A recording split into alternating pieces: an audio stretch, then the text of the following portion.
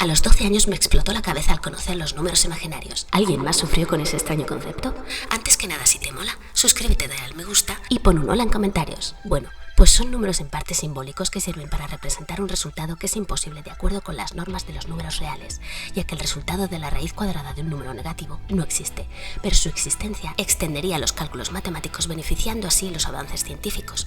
Por tanto, los números imaginarios surgieron de la abstracción mental como un recurso para resolver problemas demasiado complicados. Pero trabajar con imaginarios es difícil de digerir, y por eso el símbolo I, por el cual los conocemos, fue otorgado en el siglo XVIII por un matemático muy famoso llamado Leonard Euler, con la intención de chinchar un poco el concepto. Además, un siglo antes, Gottfried Leibniz, otro matemático intelectual con peluca gigantesca, llega diciendo que los números imaginarios son una especie de anfibios entre el ser y la nada. Y si gracias al multiverso, con la ayuda de Steven Spielberg, pudiera yo volver a 1997, me encantaría responder esto en todas y cada una de las preguntas de aquel terrorífico examen de octavo de GB.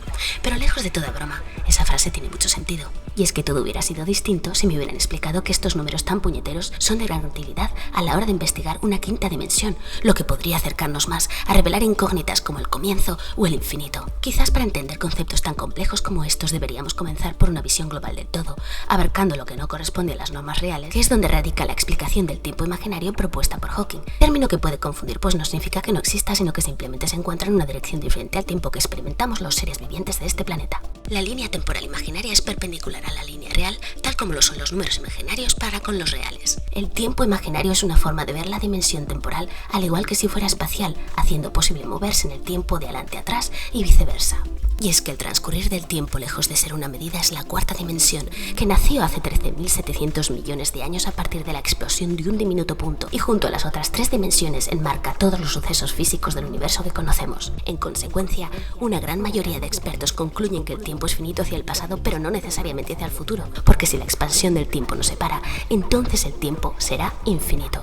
A esta teoría se la llama finitismo temporal. Dado que la ciencia no puede dar todavía una explicación completa sobre estas cuestiones, se comprende que el ser humano, ávido por obtener respuestas, acude a filosofías espirituales o a la religión. En el taoísmo encontramos dos conceptos que describen de forma precisa todo esto. Son el yin y el yang. Estos representan las fuerzas opuestas y complementarias que están intrínsecas en la existencia y que rigen lo que se denomina como Tao, o lo que en lenguaje científico se conoce como cosmos, es decir, que controlan cualquier aspecto del conjunto, el todo y la nada. No me queda claro si Hawking defiende o no el finitismo temporal, pero sí explica que antes del Big Bang había o hay nada, refiriéndose a que no había nada que respondiera a las leyes que aplicamos en este universo. Por otra parte, existen científicos que afirman que el universo no tiene comienzo y que el Big Bang fue un acontecimiento más en su desarrollo, así que en definitiva no es tan loco pensar en un pasado infinito, haya lo que haya en este. El Yin Yang estamenta que no existe algo en estado puro, una absoluta quietud, sino que siempre se está transformando. Similar al conocido ni se crea ni se destruye, que es el principio de conservación de la energía establecido en el siglo XVIII. Lo curioso es que lo que nos cuenta el Yin Yang proviene del siglo XVII a.C. No se puede comparar la metodología científica con la filosófica. Sin embargo, es digno de admiración observar la similitud entre ambas respuestas ante lo desconocido. Muchas otras filosofías y religiones nos hablan sobre dualidad, interdependencia, transformación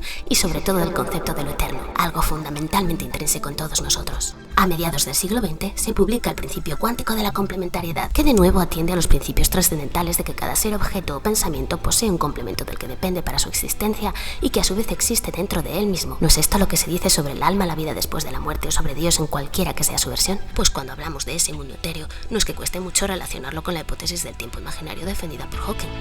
Un escritor que juega mucho con estos conceptos es Michael Ende, autor de la novela La historia interminable, en la que expresa que para encontrar la realidad debemos primero recorrer nuestro mundo imaginario, un mundo que depende del real y viceversa. Lo que a su vez nos recuerda a la teoría de Platón, que divide el todo en dos mundos interdependientes, el sensible y el de las ideas, siendo este último donde conviven las cosas universales, eternas y que están más allá del tiempo y el espacio, y siendo Dios el origen de ambos mundos. La concepción de Dios se centra en la visión de este como una realidad eterna, trascendente, inmutable y última, en contraste con el universo visible y continuamente cambiante, aunque algunos también podríamos llamarlo cosmos.